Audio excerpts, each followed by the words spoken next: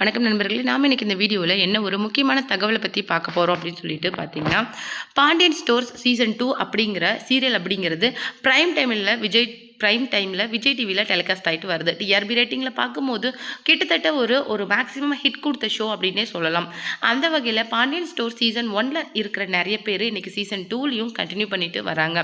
மீனா அது மட்டும் இல்லாமல் அவங்களுடைய பேரும் அந்த மாதிரி கண்டினியூ ஆகிட்டே வருது. அந்த வகையில் சீசன் 1க்கு வந்து நிறைய ஃபேன் பேஸ் அப்படிங்கிறது என்கிட்ட முல்லை சித்ராவாக இருந்தாங்கல்ல, விஜய் சித்ரா முல்லையாக ரோல் பண்ணியிருந்தாங்கல்ல, அவங்களுக்கு வந்து நிறைய ஃபேன் பேஸ் இருக்குது. அந்த டைமில் தான் அவங்களோட அந்த சூசைட் மேட்டருமே போயிட்டு இருந்தது. அந்த வகையில் சீசன் 1க்கு வந்து அதிகபட்ச வரவேற்பு இருந்தது. அதாவது கிட்டத்தட்ட சரவணன் மீனாட்சிக்கு அடுத்தபடியாக ஒரு ஹிட் கொடுத்த ஷோ அப்படின்னே சொல்லலாம் பாண்டியன் ஸ்டோர்ஸை. அந்த பாண்டியன் ஸ்டோர் சீரியலில் ரொம்ப ஒரு லீட் கேரக்டரில் பண்ணிட்டு இருந்தவங்க தான் தனலட்சுமி அப்படிங்கிற சுஜிதாவை பற்றி நமக்கு நல்லாவே தெரியும். அவங்க வந்து சின்ன திரையில் மட்டும் கிடையாது, வெள்ளித்திரையிலுமே ஷைன் ஆகிட்டு வந்தவங்க தான். ஒரு மோஸ்ட் சீனியர் ஆக்ட்ரஸாக, அதாவது கிட்டத்தட்ட 80ஸ்லேருந்தே நிறைய படங்கள் வந்து அவங்க நடிச்சிட்டு வராங்க. அவங்களுக்கு ஒரு சன்னும் இருக்கிறாங்க.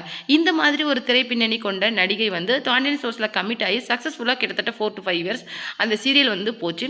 அதுக்கப்புறமேல் தான் அதனுடைய அடுத்த பாகமாக இன்றைக்கி நிரோஷாவை வச்சு சீசன் 2 வந்து வெற்றிகரமாக போயிட்டுருக்குது.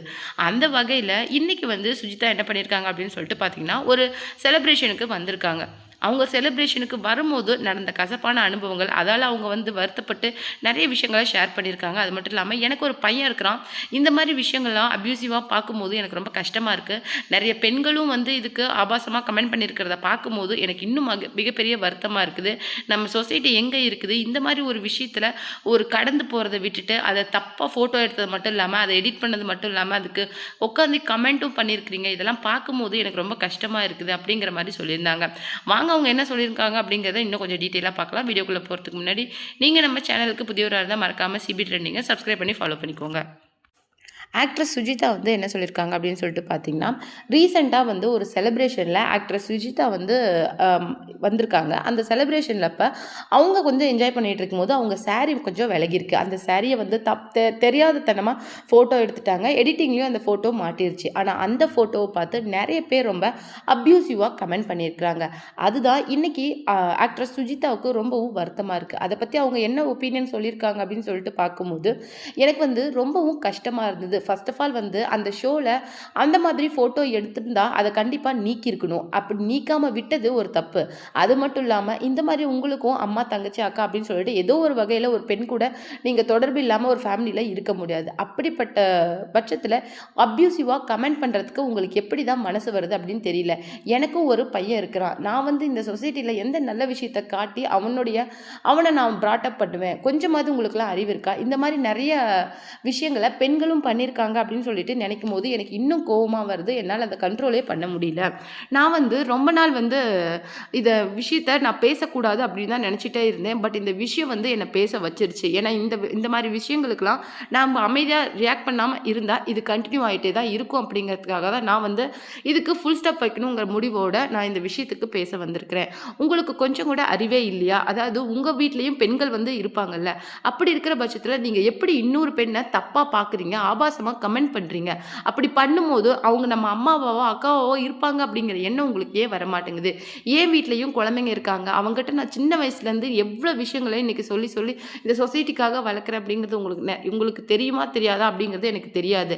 ஒவ்வொருத்தரையுமே உன்னுடைய அக்கா சிஸ்டர்ஸ் மாதிரி தான் நீ ட்ரீட் பண்ணணும். ஏன்னா பெண்கள் அப்படிங்கிறவங்க இந்த உலகத்திலே ரொம்பவும் ஸ்ட்ராங்கானவங்க. எந்த அளவுக்கு அவங்க ஸ்ட்ராங்கோ அந்த அளவுக்கு அவங்க வீக்கும் கூட. ஏன்னா இந்த சொசைட்டியை விட அவங்களுடைய சொந்த ஃபேமிலி தான் அவங்களை அதிகமாக பிரேக் பண்ணணும் அப்படின்னு சொல்லிட்டு ஒவ்வொரு விஷயத்தையும் நான் சின்ன வயசுலேருந்தே நான் புரிய வச்சு வளர்த்துட்டு வரேன். அவ்வளோ கஷ்டப்பட்டு நான் என் பையனை இப்படி வளர்க்கும் போது இந்த சொசைட்டி என்ன இந்த மாதிரி பார்க்கும்போது அவன் அதை என்ன நினைப்பான், அவன் எந்த விதத்தில் அதை எடுத்துக்குவான்? கொஞ்சமாவது உங்களுக்குலாம் அறிவு இருக்குதா? யாரோ ஒரு ஐடி தானே அப்படின்னு சொல்லிட்டு இன்றைக்கி மறைமுகமாக நீங்கள் பாட்டுக்கு கமெண்ட் பண்ணுறீங்க. கண்டிப்பாக ஐடியை பிக் பண்ணி சைபர் கிரைமில் கம்ப்ளைண்ட் பண்ணுறதுக்கு எனக்கு ரொம்ப நேரம் ஆயிடாது. பட் அது வேண்டாம் அப்படின்னு பார்க்குறேன். ஆல்ரெடி வந்து கனிகா ஸ்நேகன் பண்ணியிருக்கிற விஷயங்கள் எல்லாருக்கும் தெரியும் அப்படின்ட்டு நான் மறுபடியும் அந்த விஷயத்த உங்களுக்கு ரிமெம்பர் பண்ண ட்ரை பண்ணுறேன்.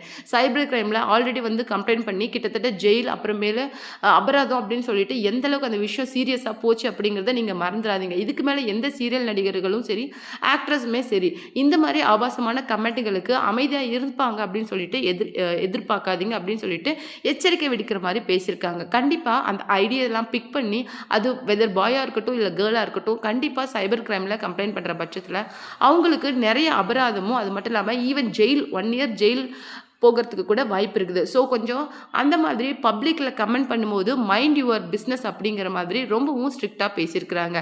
ஆக்ட்ரஸ் சுஜிதா பேசின இந்த விஷயம் தான் இன்றைக்கி சோஷியல் மீடியாவில் மிகப்பெரிய பரபரப்பாக போயிட்டுருக்கு. அது மட்டும் இல்லாமல் கனிகா ஸ்நேகனை அவங்க வந்து நோட் பண்ணி சொல்லியிருக்கிற விஷயங்களும் இந்த இதில் வந்து ரொம்பவும் சீரியஸாக போயிட்டுருக்கு. தன்னுடைய குழந்தைகளை பற்றி தப்பாக பேசின ஒரு நபரை தயவுதாட்சனே பார்க்காத சைபர் கிரைமில் கம்ப்ளைண்ட் பண்ணி வியாக்னராஜ் 47 அப்படிங்கிற ஐடியை சைபர் கிரைமில் கம்ப்ளைண்ட் பண்ணி அவருக்கு 1 இயர் கிட்ட ஜெயில் வாங்கி கொடுத்துருக்காங்க. அவங்களுடைய ஒய்ஃப் வந்து இந்த விஷயத்தை பற்றி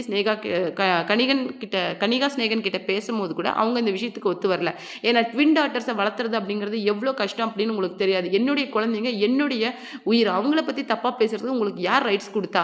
அது மட்டும் இல்லாமல் குண்டா இருக்காங்க, கருப்பாக இருக்காங்கன்னு சொல்லிட்டு ஒரு குழந்தைங்களை இல்ட்ரீட் பண்ணுற மாதிரி பேசுறது எவ்வளோ கேவலம் அப்படின்னு சொல்லிட்டு இந்த விஷயங்களையும் இன்னைக்கு ஆக்ட்ரஸ் சுஜிதா வந்து மென்ஷன் பண்ணியிருக்காங்க. ஸோ கமெண்ட் பண்ணும்போது மைண்ட் யுவர் ஓன் பிஸ்னஸ் அப்படிங்கிற மாதிரியும் சொல்லியிருக்கிறாங்க. இது ஒரு புறம் இருக்க, இப்போ 2026 எலெக்ஷன் அப்படிங்கிறது ரொம்பவும் விறுவிறுப்பாக போயிட்டு இருக்குது. அந்த வகையில் நேற்று புதன்கிழமை இரவு வந்து கோயம்புத்தூர் மற்றும் அது மட்டும் இல்லாமல் சென்னை அந்த மாதிரி இடங்களில் முக்கியமான சாலை, அதாவது பேருந்து நிலையங்களில் நடந்த அந்த மிகப்பெரிய புரட்சி அப்படின்னே சொல்லலாம். அதுதான் இன்றைக்கி சமூக வலைதளங்கள், இன்ஸ்டாகிராம், யூடியூப் அப்படின்னு சொல்லிட்டு மிகப்பெரிய வைரலாக போயிட்டுருக்கு. அதுக்கு ஒரு முக்கியமான காரணமாக என்ன பார்க்கப்படுது அப்படின்னு சொல்லிட்டு பார்த்தீங்கன்னா, ஒரே இரவில் சொந்த ஊருக்கு கிளம்பி வரணும்னு சொல்லிட்டு நிறைய பேர் எடுத்த முடிவு தான் இந்த திடீர் நெரிசலுக்கு காரணமாக இருக்குது. நிறைய பேர் வந்து இவ்வளோ பேருக்கு ஒரு பஸ் தானா அப்படின்னு சொல்லிட்டு போராட்டத்திலேயே இறங்கிட்டாங்க. அந்தளவுக்கு பிரச்சனை வந்து கொஞ்சம் தீவிரமாக போக ஆரம்பிச்சிருது. ஸோ வந்து இது சைலண்ட்டாக வந்து ஹேண்டில் பண்ண ட்ரை பண்ணாலும் நிறைய பேர் வந்து இந்த விஷயங்களை ஃபோட்டோ எடுத்து லைவ்ல போட ஆரம்பிச்சிட்டாங்க. அப்படிங்கிற பட்சத்தில் மார்னிங் வந்து எழுந்து பார்க்கும்போது இது ஒரு டிவிகே அப்படின்னு சொல்லிட்டு ஒரு பெரிய புரட்சி அப்படிங்கிற லெவலுக்கு போயிடுச்சு.